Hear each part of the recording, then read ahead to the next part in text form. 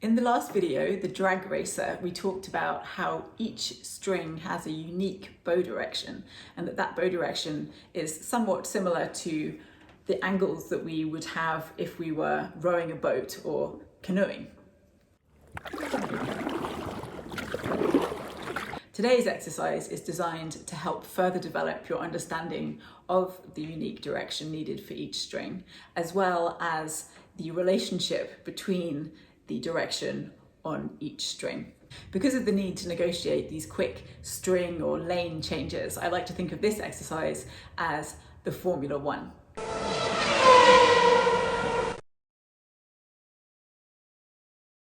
For the first part of the exercise, we're going to place the bow on the string around the balance point, and we're just going to move across each string in turn. So starting from the C and working our way up to the A. We know that on the C string, the point should be facing a little bit down away from us, and on the A string, it should be facing up a little bit towards us, and then on the D and the G, pretty much straight across. So there's going to be a very slight change of bow direction, change of point coming up for each string. We're going to take a simple rhythm. I suggest something like a few 16ths or 8th notes. You can really choose whatever you like. I'm going to do a pepperoni pizza rhythm, so that means pepperoni. And for this, we want to have a little bit of weight in our hand and we want to have loose fingers. So we're going to start on the C string, point facing down a little bit. Then take a moment to reset the bow. We're going to ever so slightly bring the point up towards us. So it's a small change. Here's the C string, here's the G string. Now this change at the frog around the hand looks almost imperceptible, but notice that it's more perceptible, especially when you do this yourself at home. You'll see this difference. It doesn't come across so exaggerated as it actually is in the video, unfortunately, but notice how much the angle changes at the point. Hardly at all at the frog, but really a lot more at the point, even though we're only changing a few degrees here.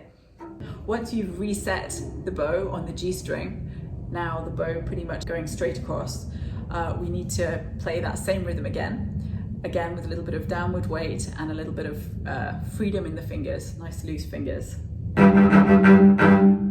Same thing, we're going to reset on the next string up. The point came up a little bit further, just a few degrees of change here, more over here, and one more time on the A string. And then we can go back down again. Point goes down, point goes down, point goes down.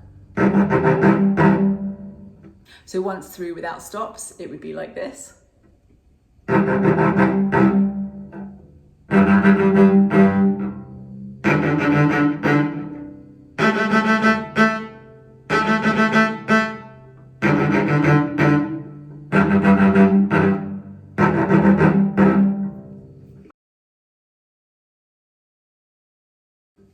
Once you feel comfortable with that, you can then move on to doing the same exercise, but now in the middle of the bow. The motion that we're going to be making is symmetrical on either side of our pivot point around the middle of the bow.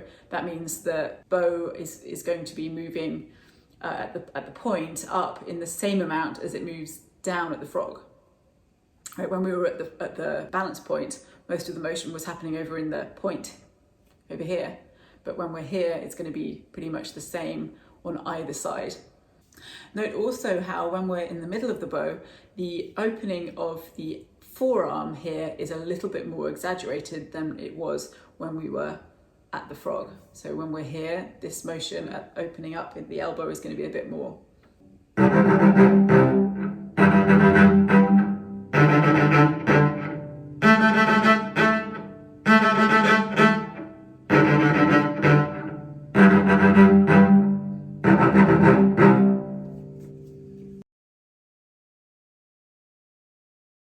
Last but not least, you can try the same idea now at the point, and of course now most of the motion is happening in the frog end of the bow, right, with our arm, with our hand, and of course also the motion of opening up at the forearm is going to be most exaggerated when we're at the point. So this is where we are actually exerting most effort when we're changing strings at the point.